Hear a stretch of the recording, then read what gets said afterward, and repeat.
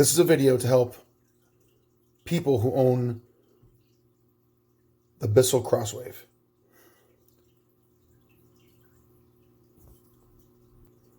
Who have a bearing problem or a burning smell plastic problem, or the roller stops working.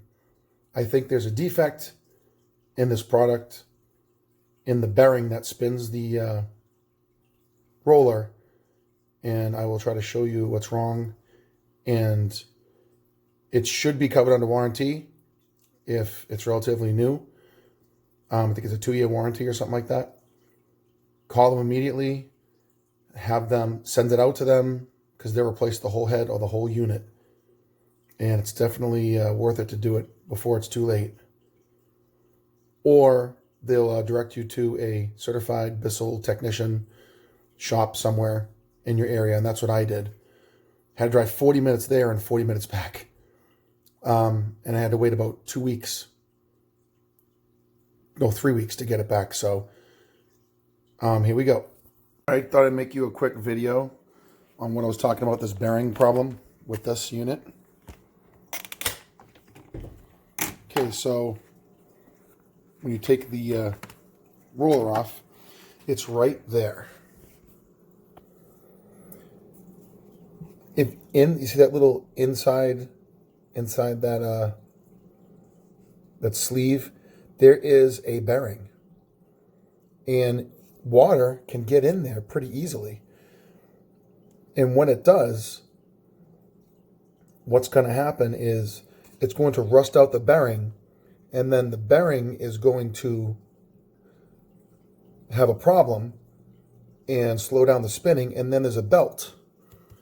It's not a user replaceable belt, but there's a belt in here. Goes right along here. It's connected to this bearing. And that's what the smell you're smelling is, a plastic, because you're smelling the plastic from it rubbing against this, in that little slot, rubbing against each other. And you're smelling the belt, the rubber from the belt, not being able to spin and turn this. This is so easy to replace. If they just made that part, it would cost like $5 or $10 and you can replace it. Well, for me, it's easy, but instead you got to replace the whole head. It's a bad design, great machine, bad design. And here's the reason why I had a problem. If you see this, you see how there's like a ring right here, this ring on the outside. And when it goes on, okay, it actually goes around. I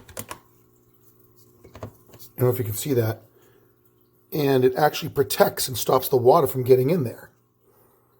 That ring right here. That ring.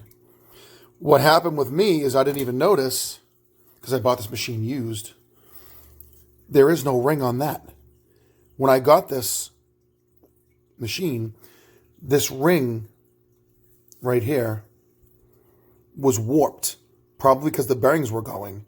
And then it warped this whole thing, and I snipped it off, I think because it wouldn't work right. I didn't realize it, but it's supposed to have this on it.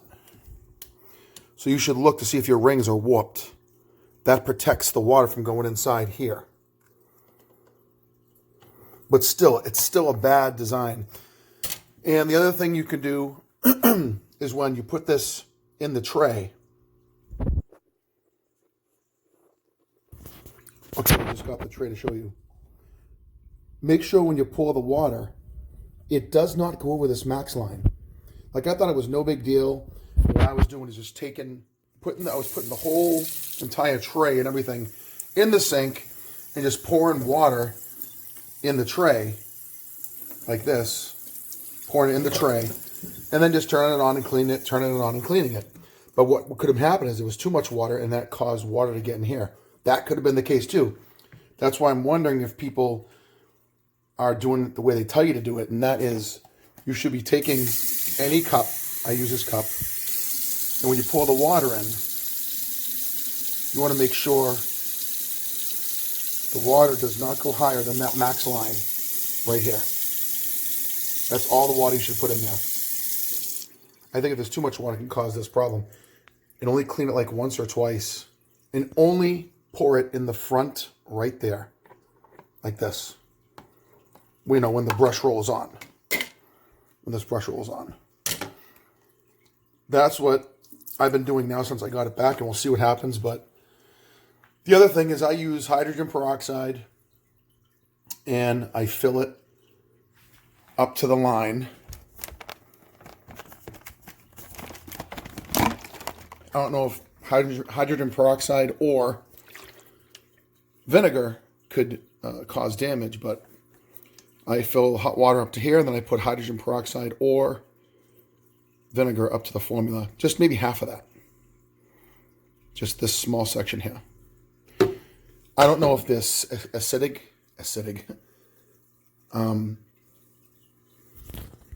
because vinegar has acidic, I think I'm saying it right, properties, and it could destroy the bearings if it's not the special formula.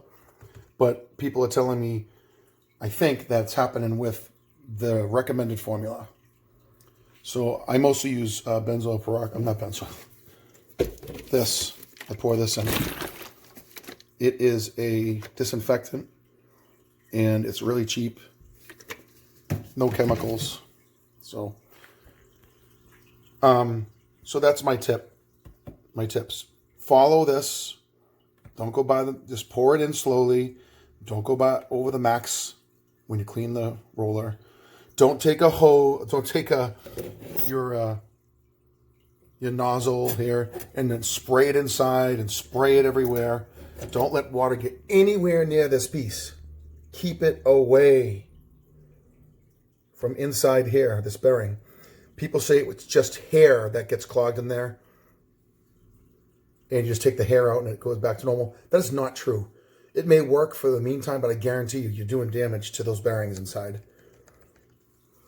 So just use any cup like this, pour it in, and I hope that works, because this stinks, because the crosswave is unbelievable machine. I never seen anything clean so well, so quickly and easily. And for it to have a defect like a bearing that you can't fix because Bissell doesn't replace little parts, they replace the whole thing, then that's a huge, huge disadvantage and make people not want to buy it. So, all right, that's my rant. Merry Christmas.